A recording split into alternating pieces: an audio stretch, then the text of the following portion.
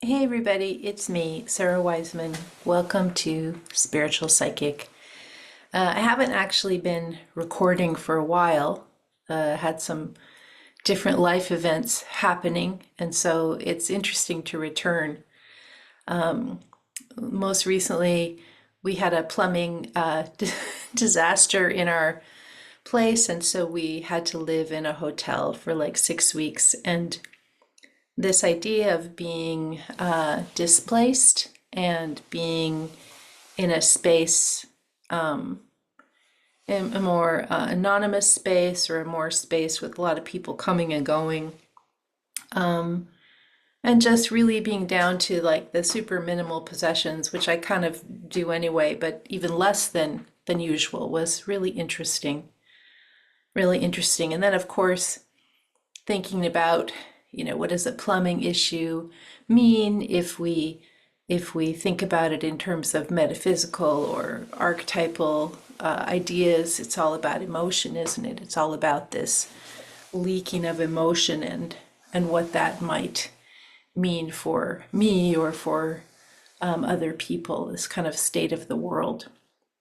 Today we're going to talk a little bit about the state of the world, and these discussions are longer for a reason. Most of what you get on YouTube or podcast is either really short and catchy, that's not this, or it's very long and there's usually a big interview. That's also not this. What I'm trying to do here is create, a 15 or so minute segment where you can sort of sit back with an idea that you're working on and sort of have some space to kind of reflect about how you think and feel about what's going on in the world today. I want to say the world is really in chaos at the moment, or we perceive it as being in chaos. And I want to talk a little bit about the idea of perception not being particularly real, perception not being particularly real. When we look at the onslaught of what comes in through our phones, or if we're still, listening to radio or listening to TV, the news, what's there is there because it has been determined that that's going to get likes or following or viewership, and that in turn creates money. The more likes or whatever response the media gets translates into advertising dollars directly for them. So their goal used to be to report the news, but now it's really about creating headlines and creating topics that will be so inflammatory, that so addictively can't pull away from whatever it is, that it will create the likes or following or viewership that will bring the company money. If you look at who owns the various companies, it's no longer independent journalism like it used to be. And then if you look at the various groups that aren't affiliated with any major media, all of the various subcultures all over the internet, a lot of different agendas. So at any time when you're looking at something, you have to really think about who is actually putting out this message. What is their true intent? What is their intent behind the stated intent or the stated propaganda that they say why they're doing it? And checking in with your gut. We always check in when we're in a relationship. We always look to find, does this relationship, do I feel safe? Do I feel comfortable? Do I feel healthy? Do I feel whole? Do I feel relaxed? And I would say that as you're looking at or viewing or listening to a lot of current media, whether it's, again, corporate or individual, you're getting that knot in your stomach. and the knot in your stomach tells you this is not healthy, right? The churning call to have an inflammatory response or to get tremendously worried. And a lot of people say, well, my decision has been to not watch or not participate. I just have dropped out from all that. And I think at some level, that's an okay response. If what you're finding in front of you is so distressing that it's just sort of doing you in on a daily basis, which a lot of you guys are very sensitive, right?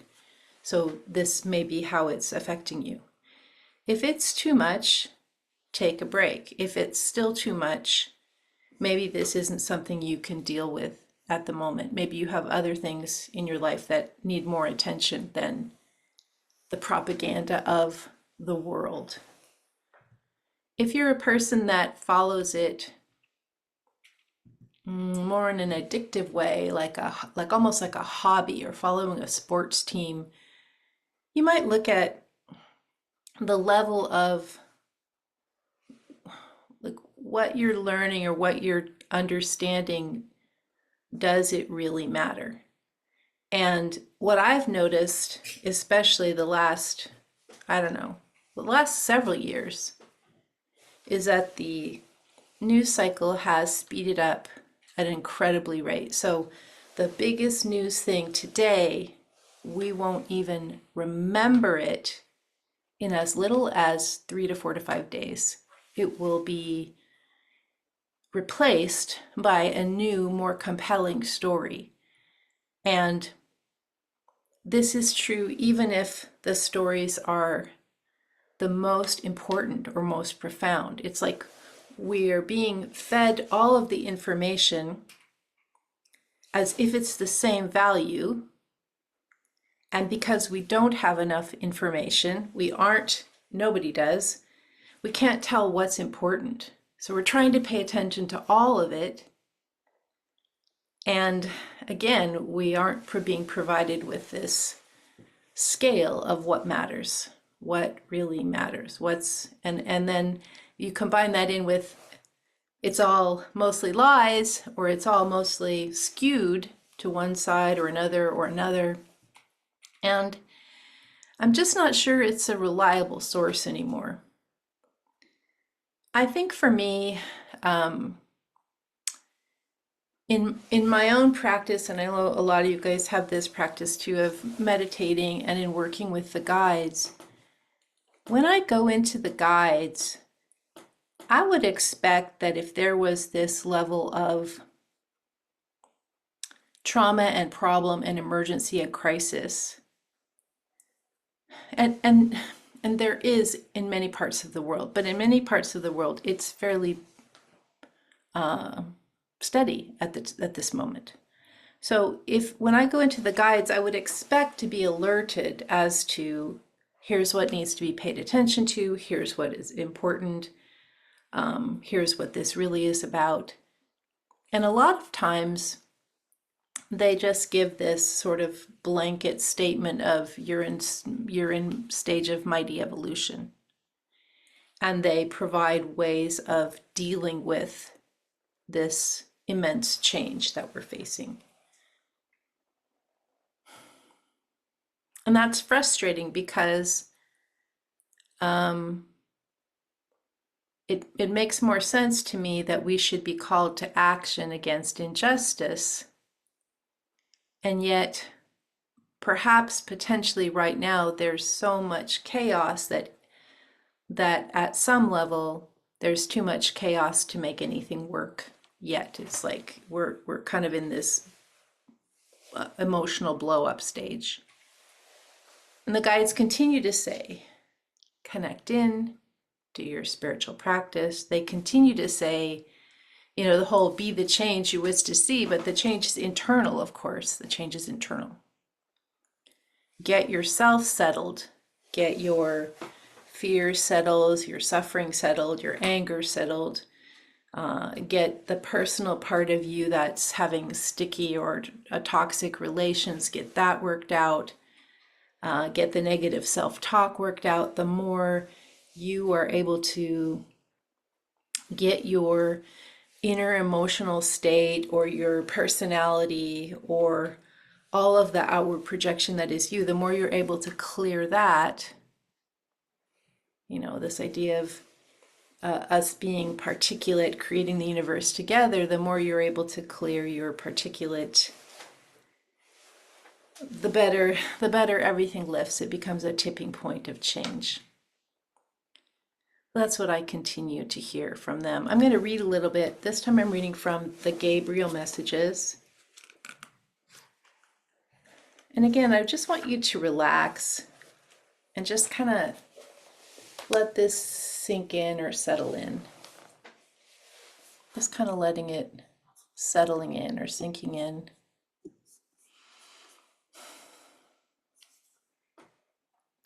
Anger as fear. There are many things to be angry about in the worldly world. There are countless injustices and many stupidities that are not necessary or required in any way. You, as a conscious being, will come across these injustices and see them clearly as caused by those who are not awake. If you are awake, you will have consideration for all things living and non-living. You will not put yourself above. And yet, much of the world remains asleep and thus does not see and actually cannot see the bigger picture. So, what is the role of your anger? Anger does not solve the problem. Action is what is called for.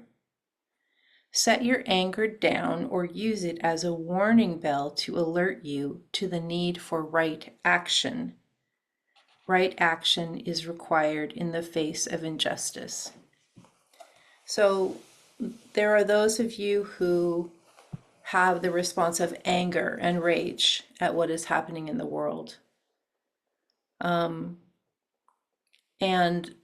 to this group, this idea of right action is required.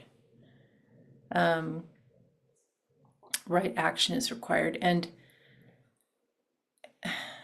not violent action, not action in groups that create more suffering. Right action seems a little hopeless at the moment, but again, if you are called to anger and you are a person that acts actively in the world, then this is your path. Now, a lot of you are people that are not really feeling anger as the primary feeling. You're feeling dismay or hopelessness or depression, or again, this kind of feeling of hopelessness, like I am so upset by the world, I don't know what to do. And so for you, right action might be too much for your system. There is a role that all of those of us who are these sensitives, we're not meant to be out on the front lines, with our bayonets. We're the ones holding the space together spiritually for other people. We are the empaths, or the ones who are meant to listen, or the ones who are meant to assist in providing different views. So if you don't feel like an angry fighter, which is a wonderful role, but if you don't feel that's for you, don't have shame in that. Just be sure that instead of going into this hopelessness, that you are continually reaching to the higher source of your guides, your meditation practice, finding online and group communities where you can talk about some of these things, and continuing to see the transformation of the world from the perspective of spiritual evolution. That's what the job of the sensitives is to just be very visionary about what is happening and how can I hold my own peace and calm, compassion, empathy. How can I hold that regardless of what's going on around me? I'm going to read a little bit more. Waking up. The world slumbers on and only a few are awake. By a few, we mean humans. The world that is non-human, including all living creatures and all non-living creatures, is conscious. The human mind creates chaos, so the mind cannot see its way out of the puzzles and games and thinking traps it has set for itself. And those who are not awake enter into these games readily and play them from birth to death. Even you who are conscious, sometimes you forget and also play these games. Mass slumber continues. When you are in the games, the mind traps the illusions. You cannot find your way to the real world, which is oneness. You are lost in the world's world. The human mind creates chaos, so the mind cannot see its way out of the puzzles and games and thinking traps it has set for itself. And those who are not awake enter into these games readily and play them from birth to death. To me, that sort of sounds like everything in the news cycle. All of so many people in so many different areas sort of jockeying for a position of what? Of power, of fame, of money, I guess.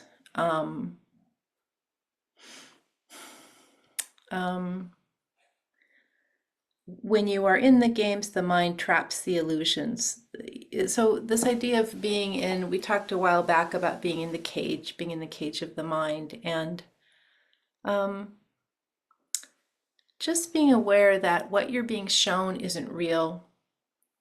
What's actually happening for you as a soul is what's real. This level of connection that you have with everything is real. And finding ways to put more of that in your life. And I'm going to just read one more, maybe two more.